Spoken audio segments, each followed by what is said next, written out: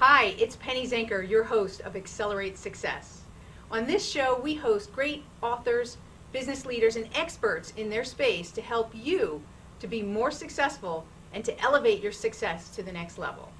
Today, we have a great show with Ari Meisel, who is all about less doing and more living. And without further ado, I'm going to let Ari sort of introduce, where that came about and a little bit about himself. Hi, Ari. How are you? Good. Hi, Penny. Thank you for having me. I'm excited for people to get to know you because first off, I'd like you to share, if you don't mind, a little bit about your story and why, and where less doing, more living came about. Yeah, sure. So I've been an entrepreneur most of my life, and when I got out of college, I went to work, somewhat surprisingly to a lot of people, in construction, and I basically bought these old buildings and decided to turn them into a loft district in upstate New York. And I was working a very, very hard lifestyle. I was not taking particularly good care of my body, and there was a lot of stress. And when I was 23, I was diagnosed with Crohn's disease, which is a chronic inflammatory condition that affects the digestive tract. It's considered to be incurable. It's very, very painful. Wow. And I was weakened quite a bit, and then I was put on a lot of medicine, which sort of, in the short term, made me even weaker. And there was sort of a confluence of a couple things that happened that helped me create a brand new system of productivity. Basically, I had gone from working these like 18 to 20 hour days and being not healthy, but at least I was energized and I was doing stuff. And now suddenly I was so weak that I was only able to work, in some cases, an hour a day. And to top that off, stress was an enormous factor in my illness. So the trying to get as much done possible in as little time as possible, and also this thing about avoiding stress, basically unnecessary stress or chronic stress, really extruded out this brand new system of productivity, which I would call less doing, as in less doing, more living, as you so aptly said. And basically what I started doing was teaching people how to optimize, automate, and outsource everything in their lives, including their health, in order to be more effective. Including their health. We can outsource our health? I mean, getting a personal trainer is outsourcing your health in That's some true. ways. Getting a personal chef is also outsourcing your health in some ways. So that's true. Many of us do it, but already. But a lot of people just outsource their health to a doctor, which is fine in itself, unless you're not an active participant in your health. Right. Well, that's after the fact, right? That's we want to be proactive and outsource it to those that are going to help us to stay away from the doctor. Yeah. I want to touch upon the idea of stress because, stress is the number one killer of our productivity. And, and you have a system that you designed for yourself and that you've then been able to bring out to other people to help you to, do more in less time, but also to avoid that stress factor. And I think today people are addicted to stress. I really believe that it's really an addiction because it's the more busy people are, it seems like they need it. They need that constant stimulation. So, what are some of the tips that you advise people to get off that stress wheel? So it really, very true to form, like less is more. There's a lot more that can be gained by removing things than you can by adding things. So one of the reasons that a lot of productivity systems and like anti-stress methods and things fail is because I think because you're adding something onto somebody who's already overwhelmed. Right. So I'm dealing with the overwhelmed on a regular basis. That's who I deal with. And the last thing I think you want to tell an overwhelmed person is like, okay, so the way to fix things is that you're going to have to do this and this and this and this and do it every day. Right. Maybe twice. That's stressful. I'm already stressed out. Yeah, exactly. So a lot of it, like there's definitely, I'm a big lover of technology, obviously, well, maybe not obviously, but I am. But there's a real mindset shift that has to take place here, and the way that we approach the tools that we use, how we use them, the way that we're available to people, and how we make decisions too, because we're all presented with thousands of opportunities on a daily basis to make decisions. Everything from which sleeve to put your arm through first. All of those things count towards a cognitive load that we don't have unlimited access to, and we're not able. In most cases, what a lot of people are finding is that they're not able to do a lot of the things that they want to do because they don't even know what they are. Because they don't have that freedom of mind. So the very first thing is that people should have a little bit of tracking in their life of some sort. And the reason for that is that the majority of overwhelm that I see, at least anecdotally in the work that I do, comes from a simple lack of awareness of what's causing the overwhelm. So we have not evolved as quickly biologically as we have technologically, and there's really no reasonable hope, or not even hope, but it's not reasonable for you to assume that you should be able to keep up with all the inputs that are available to us, whether that's, I'm not even talking about cell phones and Facebook and instant messenger and all that kind of stuff. I mean, just people asking of your time and phone calls and responsibilities and family life and everything that we have to balance. Right. Right away, you have to throw out the idea that we're supposed to be able to take care of everything all the time. It's just not reasonable. So that's the first sort of mindset shift that needs to take place. But a little bit of tracking goes a very long way. And the reason for that is that because there's all this stuff going on, all this overwhelm, people sort of lose self-awareness. And you can track everything you do nowadays. Not that you need to track everything, but you can. Because either with a free app or with some device that's not expensive, and tracking our blood, tracking your sleep, how many emails you sent and when, you can track so many things in your life that if you start to do that with anything, and sleep tracking is just as good as anything, honestly, even if you don't necessarily use the data for some sort of amazing corollary experiment that you couldn't come up with, just having that awareness and that knowledge is so powerful with people. Well, I want to stop you there because I want to make a comment on that. I agree that people are like walking zombies, is that they're no longer really even aware of what they're doing and even what they're saying. So I would agree with that awareness and taking a step back, and I'm a big proponent of that as well. Not to as you said, it is adding one more thing to track if there isn't, let's say, an app. Like I talk about different types of distractions and how to track distractions. And I think that you can do it in such a simplified way, but that awareness, without that, there's no change. So I just want to stop and like highlight that for people that is so important, is to get that awareness so that you can then decide how to optimize, automate, right, like you were talking about, or outsource, and where you can give yourself a break and just recognize what it is that you're actually doing. Right, exactly. So that's a really important point, is becoming aware. I think we're about ready for a break. So when we come back from the break, we're going to go deeper into some of the other strategies that you might have for people, and then we're going to have an opportunity to hear a little bit more about what you got cooking in your business and whatnot. So come back after the break, and we'll see you in a few moments with Accelerate Success. This is Penny Zenker. See you in a few. Hi, welcome back to Accelerate Success. My name's Penny Zenker, and I'm your host of the show, and we're here today talking about less doing and more living with Ari Meisel. Welcome back, Ari. Thanks for having me back. So in the first segment, we talked about stress and how, what the one key thing is in dealing with your stress is to get awareness of what's really going on and what you're really doing in your daily activities. We talked about this segment that we'd have a little controversy because a lot of people talk about email, right? Email is one of the biggest distractions, and how to optimize it so that people can be more efficient and effective. I forget the statistic, maybe you know it, but I think it was something like that people spend more than 2 hours, I think, on email a day. Do you know what that statistic is? It depends on which statistic you're looking at and what sort of setting you're looking at. But yeah, I think the average is between 1 and 2 hours. Crazy, right? I mean, I guess it depends on what it is the person is doing and so forth. But so let's talk about some tips to optimize email. So you said you were going to talk about the philosophy of the zero email box, so the empty inbox, right? So let's talk about that. Why is that important? Inbox zero. And first of all, this is an important distinction, because it's not, inbox zero doesn't mean that there's no emails in your inbox. Okay, good. Yeah, it's a very important distinction. Because that was stressing me out right there. Getting my inbox to zero is just like, that's not going to happen. No, because that would lead to, first of all, like obsessiveness and stress, and I don't know if Merlin Mann, who created the concept of inbox zero, meant it that way, but I mean that to me doesn't.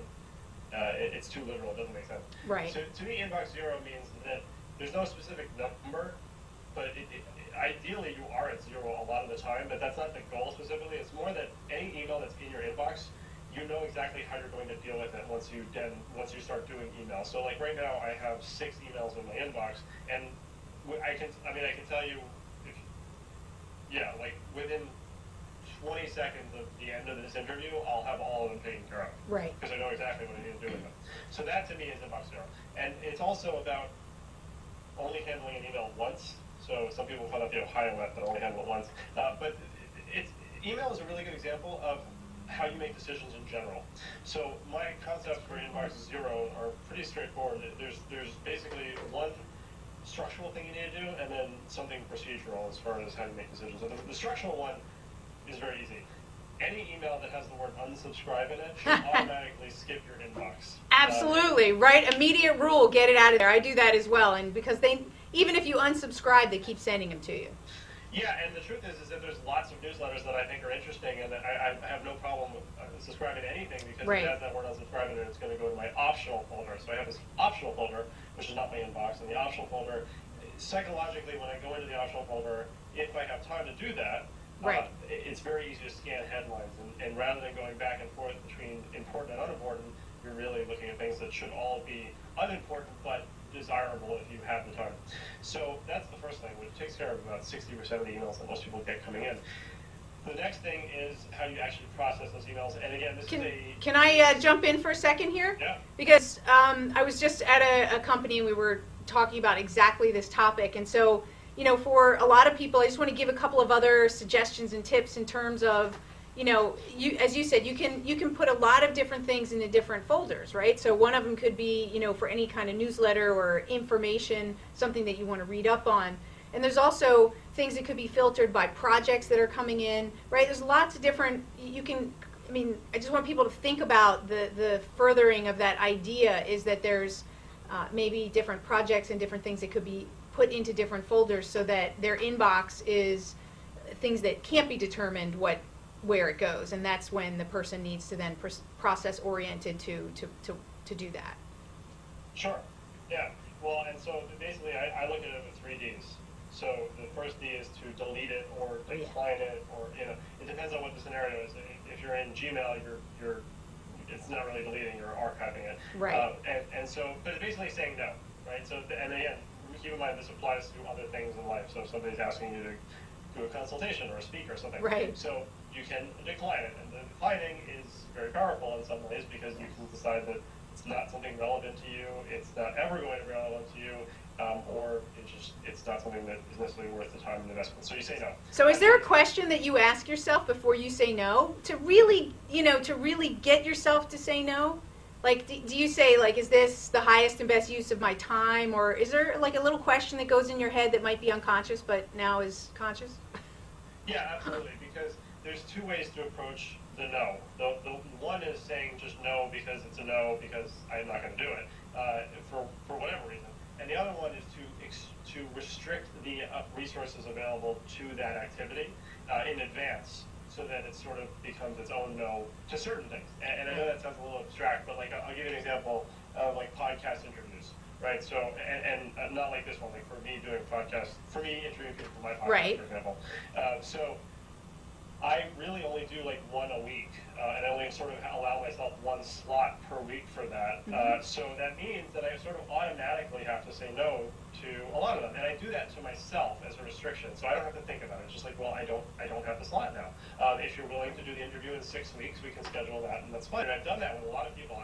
With the recent addition to our family, for the past several months, I've been scheduling things like 4 months in advance. You know, so that's one way to say no. But because to your point, yeah, I could say that every time and be like, oh, is this the best use of my time? But even that in itself is almost a waste of time in certain cases, because you really can just have very binary yes or no in certain. So sometimes what people will do also is they'll say like, I'm not doing any meetings for the next month, right? And that's also a blanket statement that just makes it easier to say no to whatever it is. And depending on the person that you're getting the request from, you might be able to tell them that. Say, look, I'm not doing meetings for the next month. Right. It's something personal. Right, I've heard people do that. So I think the key thing here is to set some rules and boundaries for yourself to enable you to make that easier, right? That's why, for instance, companies have policies and procedures and things like that. So you don't have to think a whole lot. It's here's what's expected of you. So you create that for yourself. So that's awesome. Exactly. So I mean, if you want to make the decision every time, that's step one, but then step two would be, not having to make the decision each time because you've Right. created automatic rules. Right. So the second D is to deal with it. So if you can deal with something right now, like in the next few minutes, then do it right now. Right. Because there's literally no better feeling than getting something done, I think, in almost any regard. And you can Well, it releases dopamine to our brain, so it's actually it's not only it literally feels good because it's a scientific reaction that's happening there. Well, yeah, and it's also Chemical motivating to that extent because whether it becomes dopamine-seeking behavior, or it's just because we enjoy the progress begets progress kind of concept. Right. So if you can do it right now, do it right now. The other thing is that there's not magically going to be some like free 3 minutes later or something that you couldn't handle. And I'll give you an example also that, because when I say deal with it right now, I mean like immediately right now. Right. So the other day we were leaving our apartment with the 3 kids at the time because my wife was still pregnant, and we have 2 strollers, and we got in the hallway of our apartment building, and one of the struts on one of the strollers broke. It just like sheared right in half. And we're on the 14th floor. By the time we got in the elevator and got down to the ground floor, I had already submitted a request to an app called Service, which helps deal with customer service issues, to have them get a replacement, essentially. Right. So it's like, it's about setting yourself up then that you've got the resources so that you can do that, so that you can do it quickly right now. Yeah, exactly. So, and that's the thing too, is like I could have, how would another person deal with that, or how would someone else have to deal with that, where they're saying like, oh, I'll make a note to deal with this later, or I'll remind myself something. No, it's like just do it right now. Right. So but now dealing with it could include, in that example it did, delegating it. Which is a really important step here. And so whether you're going to use a specific service or a virtual assistant or a spouse or whoever it is, Right. dealing with it can absolutely include and should include delegating it. Delegating. And I hope that's the last D, because I hate to interrupt you, but we do have to go to a break. Is that our last D, the third D? It's not. There's a third D, but we can talk about it after joint. All right, so when we come back from the break, we're going to talk about the final D, and we're going to hear what Ari Meisel's got going on for the future and how you can get a hold of him. So this is Penny Zanker, your host. We'll be back in a moment with Accelerate Success.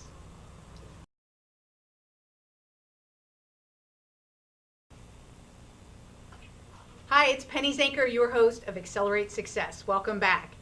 Today we're talking to Ari Meisel about less doing and more living. And before the break, we were talking about email and how to reduce, or let's say to best optimize the way that you work with your email. And there were the first 2 Ds that we talked about, which was delete, or what was the second D, Ari? Deal. So delete and deal with it, and which also involves delegate it, which is another D. And then, so Ari, what's the third D that we were about to get to? The third D is to defer it. So if you can't decline it, you can't deal with it right now, then you need to defer it to a time that you can more effectively deal with it. And the tool that I like for that is called followup.cc. Oh yeah, that's my favorite too. I love it. Yeah, so it allows you to forward an email to 8 p.m. at followup.cc, or Wednesday at followup.cc, or 1 week at followup.cc. And just any email provider, any service that you're on, any device, and you can send that. And then when that time period comes around, it will bring that email back into your inbox at the top. And hopefully, you'll be able to more effectively deal with it at the time. And it's important to note that the time that you can more effectively deal with something is not just when you have free time. It may be, we all have different sort of biorhythms, and there are better times of the day to do different kinds of activities, whether it's creative work or analytical work or Very true. brain dead work even. So. Right, because our energy levels are different at different times of the day, depending on whether we're a morning person, a night person, and so forth. So that's a really important point for people to understand what types of activities they're doing at what times throughout the day. I like that, because I believe in that as well. Cool. So thank you for sharing those tips. So I really want to give you an opportunity to tell us, what have you got on the horizon? I think you said you've been doing this for 6 years, working with individuals. What's next for Ari Meisel? Yeah, so... Besides a new baby. Yeah, well, so I've been doing stuff for almost 6 years now, and most of it's been with individuals. I've worked with companies and teams, but I really tried to focus on the individual and making them very productive. But now I have 2 ventures that have sort of spawned off of this. One is the Less Doing virtual assistants. So we have the most highly trained, capable virtual assistants in the world that can do any project, from everything from the basic making a dinner reservation all the way up to producing an entire podcast or sales funnel or website. And that has parlayed into us doing less doing for business. So we call it less doing BPO, and it's less doing business process optimization, where we're going into companies of all sizes. So there's we've been very fortunate to have some very large clients, and will completely revolutionize the way they communicate, manage projects, and automate the processes, and then eventually tie in and plug in that back end of human capital where it's needed. So we kind of bill ourselves as a bit of an on-demand COO. Okay. That's awesome. So, how do people get a hold of you to find out more about these programs and details? Sure. Well, you can go to lessdoing.com to find out everything, but you can go to lessdoingva to hear about the virtual assistants, and lessdoing.com/workshop for the BPO stuff. Awesome. Maybe just one moment about, virtual assistants and delegation, right? Because I think the biggest thing, at least for the entrepreneur, is that they feel like they have to do everything. And they just do. They wear so many hats, and then, there's a control factor, there's a quality factor, and so forth. So, obviously you feel very strongly about virtual assistants and having people outsource. What are one or two of the greatest benefits that people would have by being able to delegate to somebody some of the tasks that aren't, let's say, core drivers for their business?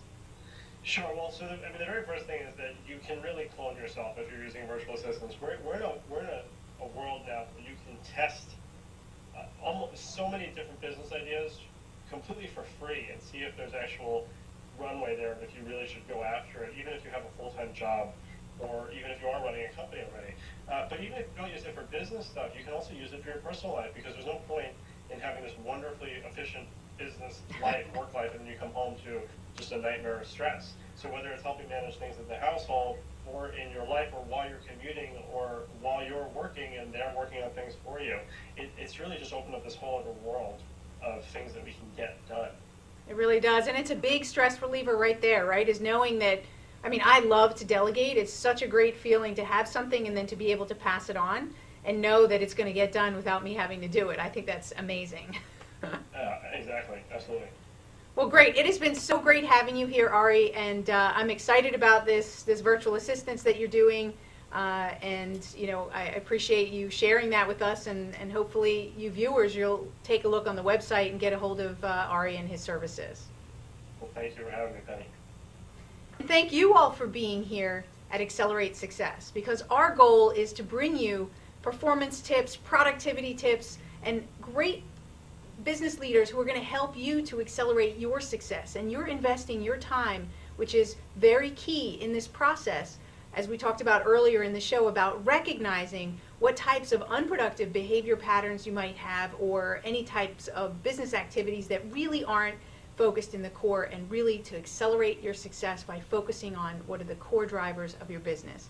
So thanks for being here, and we'll see you next week on Accelerate Success. My name's Penny Zanker, your host. Look forward to seeing you next week.